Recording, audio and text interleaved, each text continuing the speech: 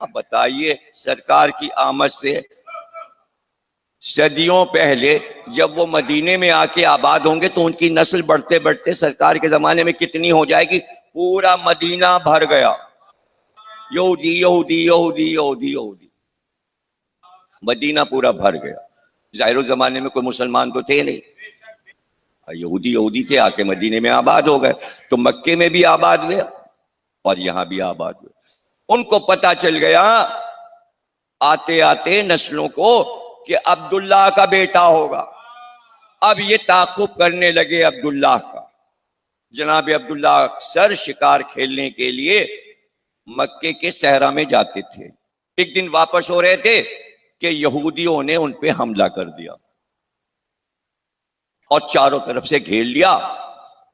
اب وہ تنہا اور اتنے یہودی، اور تلوار چلنا شروع ہوئی، تو اتنے یہودیوں کی تلواروں کو عبداللہ نے اپنی ایک تلوار سے روکا۔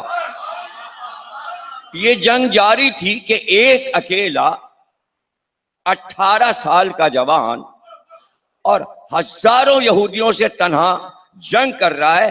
جناب واہب جو تھے وہ تجارت کا مال بیچ کر واپس شام سے آ رہے تھے، اسی صحرا سے گزرے تو انہوں نے جنگ دیکھی اور وہ کھڑے ہو کے جنگ دیکھنے لگے کہ ایک جوان 18 برس کا خوبصورت جوان اتنے لوگوں سے تلوار کے وار ایک تلوار پہ اٹھا رہا ہے۔ انہیں جنگ بڑی پسند آئی اور آخر میں انہوں نے دیکھا اس 18 سال کے جوان نے ہزاروں کو بھگا دیا، وہ فرار اختیار کر گئے۔ یہ آگے بڑھے وہب، اور وہب نے پوچھا شہزادے آپ کا نام کیا ہے؟ کہا میں عبد المطلب کا بیٹا ہوں۔ گلے سے لگایا، پیار کیا، کہا چلو مکے میں چلتے ہیں، تم بھی چلو مکے میں، تم تو ہو ہی وہاں کے، میں بھی وہاں کا رہنے والا ہوں۔ اس کے بعد گھر آئے، اپنی زوجہ کو بلایا اور کہا بھائی ہم نے ایک لڑکے کو پسند کر لیا، وہ لڑکا ہمیں پسند آ گیا ہے اپنی بیٹی آمنہ کے لیے، اور آج ہم عبد المطلب سے بات کریں گے۔ لیجئے رشتہ ہو گیا، جناب آمنہ سے عبداللہ کی شادی ہو گئی۔ یہ آمنہ بنت وہب ہیں، جس رات رخصت ہو کر دلہن بن کر گھر میں آئیں، ابھی دلہن بن کے اتری تھی کہ حجرے میں جناب آمنہ بیٹھی تھی کہ دو عورتوں نے جناب آمنہ پر حملہ کیا چاقو سے مارنے کے لیے۔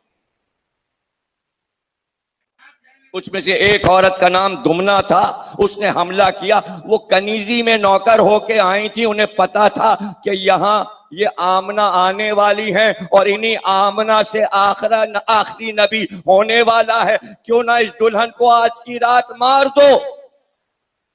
یہ طے کر کے وہ دو عورتیں آئی تھیں کہ اچانک کچھ خواتین جو شادی میں تھیں وہ آ گئی، انہوں نے شور کیا، مرد آ گئے اور ان دونوں عورتوں کو پکڑ لیا، اور اس کے بعد عبد المطلب نے ان دونوں عورتوں کو اونٹ کی ٹانگ میں باندھ کر انہیں پامال کروا دیا، ان کی لاشوں کو پامال کروا دیا، اس لیے کہ قاتل محمد ہیں دونوں،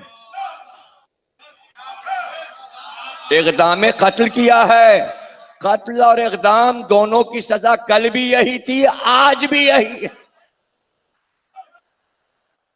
ہو گیا نا یہ؟ اب وہ یہ آباد ہو گئے یہاں مکے میں، تو ان کی سازش ناکامیاب ہو گئی۔ اب مدینے کے یہودیوں نے کہا اچھا تو انتظار کرو، سرکار آئے، نور پھیلا، سرکار کی آمد مرحبا، وفات یا شہادت، اس لیے کہ قرآن نے یہی کہا ہے۔ قرآن نے کہا اگر وہ قتل کر دیے جائیں یا اپنی موت مر جائیں، دونوں خبریں اللہ نے سنائی ہیں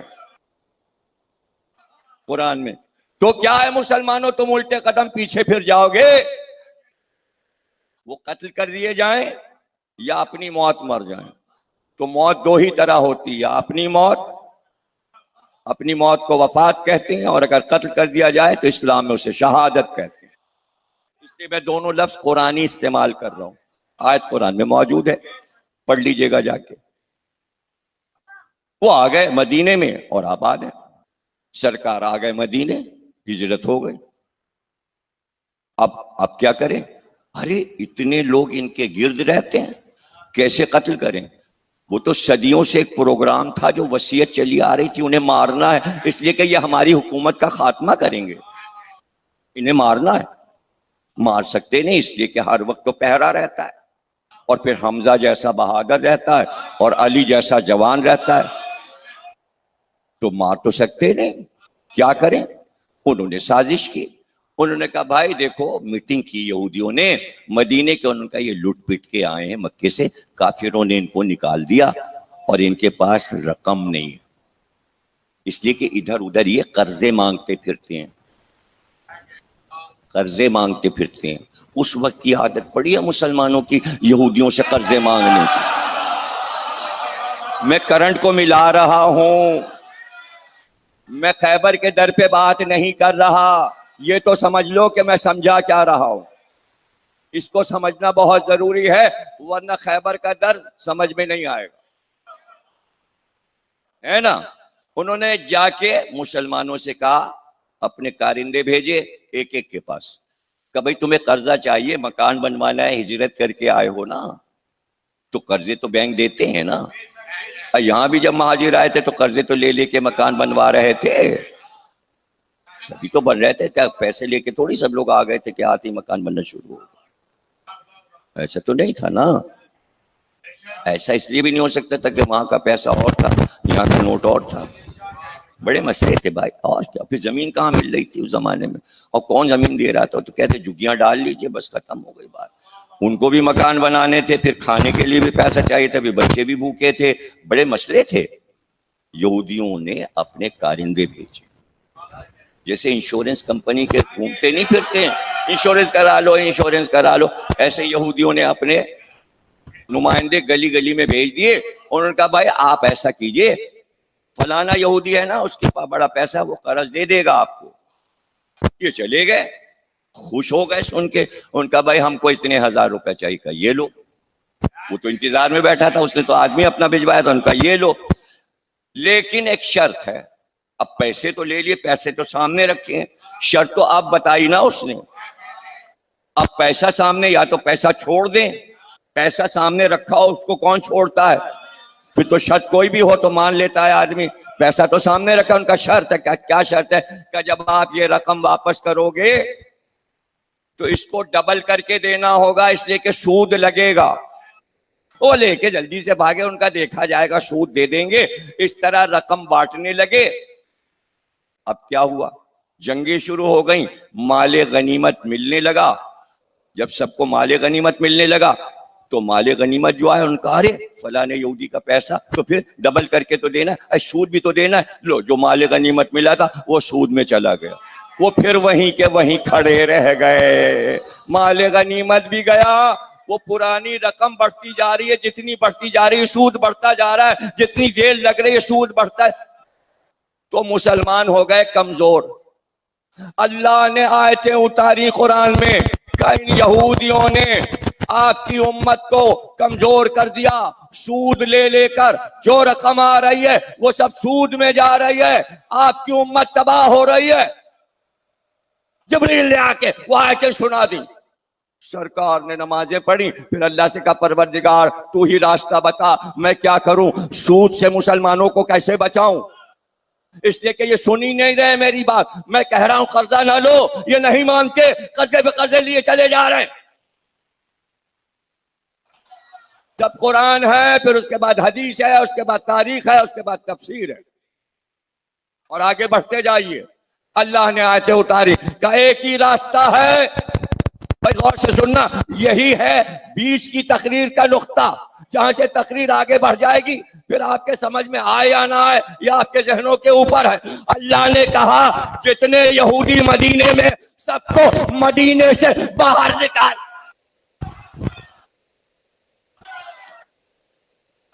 سب کو نکال باہر کر دو۔ ایک ایک چن کر حکم آ گیا تھا اللہ کا، کھدیر کھدیر کر، چاروں طرف سے گھیر گھیر کر، مار مار کے نکالا گیا مدینے سے۔ یہ بھاگنا شروع ہوئے، یہ مدینے سے بھاگنا شروع ہوئے۔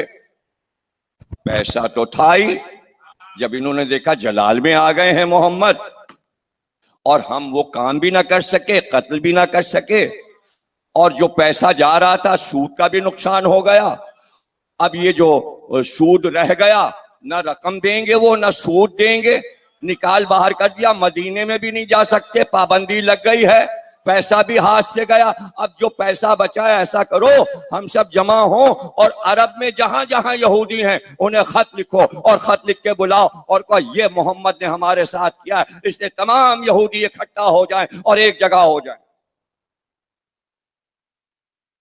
کاش کہ ہمارے بچوں کو اسرائیل کی تاریخ معلوم ہوتی تو اس وقت اتنی واہ واہ کرتے کہ اٹھ اٹھ کے داد دیتے، اس لیے کہ جب جنگ ختم ہوئی، ہٹلر والی بڑی والی روس اور جرمنی کی، جب جرمن میں مارا گیا یہودیوں کو تو یہودیوں نے پوری دنیا کے یہودیوں سے کہا ایک ہو جاؤ ورنہ مار ڈالے جاؤ گے، سب ایک ہوئے اور اس کے بعد انہوں نے مطالبہ کیا امریکہ سے ہمارا ملک دو، تو گھبرا کے امریکہ نے کہا یہ ہمارے اوپر چڑھ جائیں گے، تو فلسطین میں کہا یہیں سے تو تم شروع ہوئے تھے، لو یہاں تمہیں ملک دے رہے، تمہارا ملک بنا دیا، پوری دنیا کے یہودی وہاں کے فلسطین میں جمع ہو گئے، اس طرح اسرائیل بن گیا۔